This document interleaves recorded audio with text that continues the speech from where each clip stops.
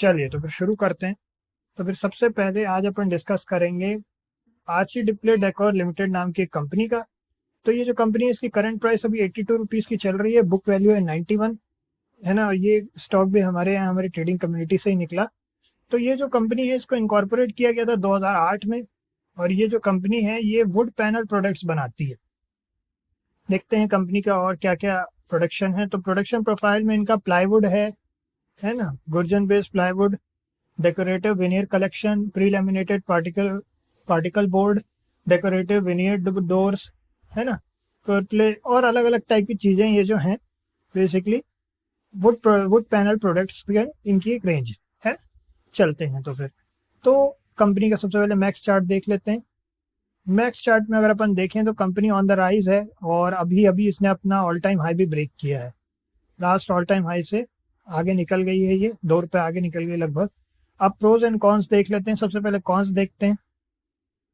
दो the company is reporting repeated profits, it is not paying out dividend नहीं पे कर रही है। लो इंटरेस्ट कवरेज रेशियो है, लो रिटर्न ऑन इक्विटी है 0.13% का लास्ट 3 ईयर से। Earning include an other income of 1.15 crore और कंपनी हाई डेटर है 151 डेज का। अब स्टॉक इज ट्रेडिंग 0.90, बस एक ही इन्होंने इसमें प्रो लिखा है कि 0.90 टाइम्स से अपनी बुक वैल्यू की, जो अपन ने यहाँ पर देखा था। अब इसके बाद चलते हैं क्वार्टरली रिजल्ट्स पे। तो क्वार्टरली रिजल्ट्स अगर इनके अपन देखें तो दिसंबर 2022 में 12.99 था, अब 17.11 हो गया है। एक्सपेंसेस 12.33 थे, 16.35 कम हुए हैं। तो कुल मिलाकर के इनका जो एक्सपेंसेस है वो भी बढ़ा है और सेल्स भी बढ़े हैं। तो ये अच्छी बात है, कम नहीं हुए, सेल्स एंड एक्सपेंसेस दोनों बढ़े हैं। फिर उसके बाद ऑपरेटिंग प्रॉफिट की बात करें तो वो बढ़ा है 0.66 से। फिर उसके बाद ऑपरेटिंग प्रॉफिट मार्जिन परसेंटेज 4.44, ये कम हुआ है ओवरऑल। फिर उसके बाद में अदर इनकम इनकी 0.33। फिर उसके बाद इंटरेस्ट वो भी बढ़ा है। फिर डेप्रिसिएशन है वो कम हुआ है, अच्छी बात है। फिर उसके बाद प्रॉफिट बिफोर टैक्स उतने का उतने ही है 0.24। फिर परसेंटेज वाइज देखें तो बहुत ज़्यादा परसेंटेज बढ़ गया है यहाँ पे, 29.17% से सीधा 45.83%। नेट प्रॉफिट 0.17 से 0.12 प्रॉफिट कम हुआ है। अर्निंग पर शेयर जो देख रहे हैं वो है 0.31 से 0.22 हो गया। अब इसके बाद में सेल्स साइड पे अगर अपन बात करें तो सेल्स साइड पे इनका जो सेल्स है वो 4.52 से इनका 5.50 हो गया। फिर उसके बाद एक्सपेंसेस 3.21 से 47.63।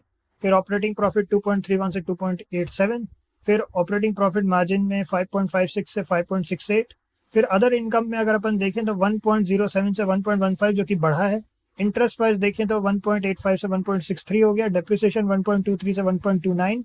फिर उसके बाद प्रॉफिट बिफोर टैक्स हो गया 0.30 से 1.10, जो कि अच्छा है, बढ़ा है।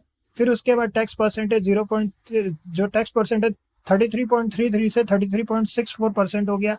फिर नेट प्रॉफिट 0.20 से 0.73, जो कि अच्छा है। मार्च में 2023 में इनका काफ़ी अच्छा जंप मिला है इनको नेट प्रॉफिट में। ओवरऑल अर्निंग पर शेयर भी बहुत अच्छी ग्रोथ है इसमें, 0.36 से 1.31। सो ओवरऑल ग्रोथ अच्छी रही। अब बैलेंस शीट देख लेते हैं थोड़ा सा लास्ट ईयर के मुकाबले। अब बैलेंस शीट देखते हैं। बैलेंस शीट में इनका जो है शेयर कैपिटल जो है वो 5.57 का है। फिर उसका रिजर्व्स 45.09, 44.33 से 45.09 हो गया। बोरोइंग जो है वो कम हुई है 16.76 से 15.48। फिर अदर लाइबिलिटीज बढ़ी हैं 4.37 से 6.10। टोटल लाइबिलिटी 71.03 से 72.24। फिर उसके बाद फिक्स्ड एसेट्स में 14.92 से 14.35। फिर उसके बाद CWIP capital work in progress 0.00 से 0.13। फिर इन्वेस्टमेंट्स की अगर अपन बात करें तो वो बिल्कुल 0 के 0 ही है। फिर उसके बाद में अदर एसेट्स की बात करें तो 56.11 से 57.76 ये बढ़े हैं। फिर टोटल एसेट्स 72.24। फिर उसके बाद में कैश फ्लो की बात करते हैं, इंपॉर्टेंट पार्ट। फिर कैश फ्लो में अगर अपन देखें तो 1.62 से 2.77 अच्छी ग्रोथ है। इन्वेस्टिंग एक्टिविटीज में इन्होंने नेगेटिव हो गया 1.51 से -0.22 हो गया है। फाइनेंसिंग एक्टिविटीज में -3.50 से -2.60 कम किया इन्होंने नेगेटिव को, तो एक्चुअली में ग्रोथ है, ठीक है। ओवरऑल अगर अपन देखें तो -0.05 जो कि नेगेटिव कैश फ्लो है, जो कि थोड़ा कम हुआ है। पिछली बार जो था 0.37 चल रहा था, 0.05 हो गया, माइनस 0.37 से -0.5 हुआ है, ठीक है। अब और देखते हैं डेटर डेज की बात करें तो डेटर डेज उतने के उतने, फिर डेटर डेज जो है 157.36 से 151.42 हो गया। फिर उसके बाद इन्वेंट्री डेज की बात करें 306.01 से 220.45 हो गया। डेज पेबल में हो गए 27.66 से 38.80। फिर उसके बाद कैश कन्वर्जन साइकिल में 435.71 से 333.08। फिर वर्किंग कैपिटल डेज में 363.24 से 363.24 से 279.86।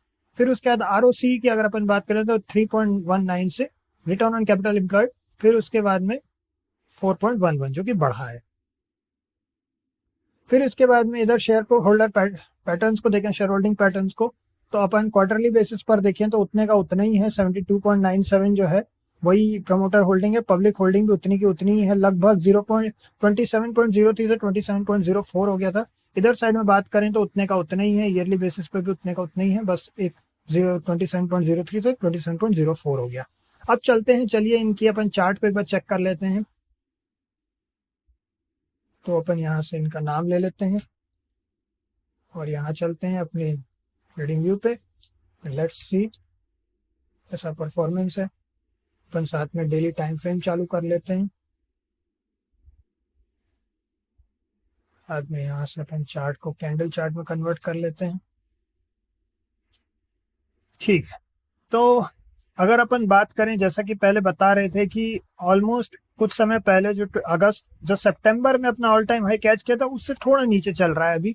उस समय जो ऑल टाइम हाई कैच किया था वो जो था आपका वो था अराउंड हाईएस्ट था 84 का, अभी 82 चल रहा है। ठीक है, और सुपर ट्रेंड तो खैर सुपर ट्रेंड हमने यूं ही लगा दिया था। अगर अपन सुपर ट्रेंड को भी हटा दें तो अपन पूरा क्लीन चार्ट देखते हैं। ओवरऑल अभी चूंकि अपने ऑल टाइम हाई के पास है तो पता नहीं, हो सकता है कि थोड़ा सा रिजेक्शन ले यहाँ से, हो सकता है अपसाइड जाकर के अपने ऑल टाइम हाई को टच करने की कोशिश करे। इसीलिए अभी तो ये किस्म की रेंज में है। अगर अपन इधर रेंज ड्रॉ करना चाहें तो ये एक रेंज अपन ड्रॉ कर सकते हैं यहाँ पे इस तरह की। ये इस तरह की एक रेंज में है अपनी। तो हमारे सजेशन में तो जब तक ये इस रेंज के अंदर रहता है तब तक एंट्री करना सुरक्षित नहीं है, थोड़ा सा संभल करके एंट्री करना होगा। और ओवरऑल हमारे सजेशन में एटलीस्ट हम अभी थोड़ा सा देखेंगे कि क्या करता है स्टॉक, क्या वो अपने ऑल टाइम हाई को टच करने की कोशिश करता है। अगर हल्का फुल्का रिजेक्शन लेके यहाँ से फिर से बाउंस करता है तो हो सकता है नया हाई बनाए। और अगर यहाँ से ब्रेक डाउन होता है तो हमारे पास लोअर लेवल्स हैं यहाँ पे, और साथ में हम पिविट का भी सपोर्ट देख सकते हैं कि पिविट क्या कह रहे हैं। ठीक है, तो इसमें इतना ही है। ओवरऑल स्टॉक वाइज देखा जाए तो अगर अपन इधर फिर से एक बार आ जाए तो ये जो है अभी अभी कंपनी को थोड़ा और अच्छी ग्रोथ दिखाना ज़रूरी है। बाकी ओवरऑल ठीक है, कंपनी ऐसे बहुत ज़्यादा कुछ भी वो नहीं हुआ है कि बहुत ज़्यादा डैमेज नहीं हुआ है। ठीक है, सेल्स भी बढ़ी हैं, प्रॉफिट एक्सपेंसेस भी बढ़े हैं हालांकि, लेकिन ओवरऑल अगर अपन नेट प्रॉफिट की तरफ चलें, नेट प्रॉफिट थोड़ा सा कम हुआ है। तो हम चाहेंगे कि नेट प्रॉफिट कम से कम फिर से इनका बढ़ना शुरू हो। अच्छा, ईयरली बेसिस पे, हालांकि क्वार्टरली बेसिस पे यहाँ नेट प्रॉफिट कम है, लेकिन अगर अपन ईयरली बेसिस पर चले तो नेट प्रॉफिट ग्रोथ हुई है ना।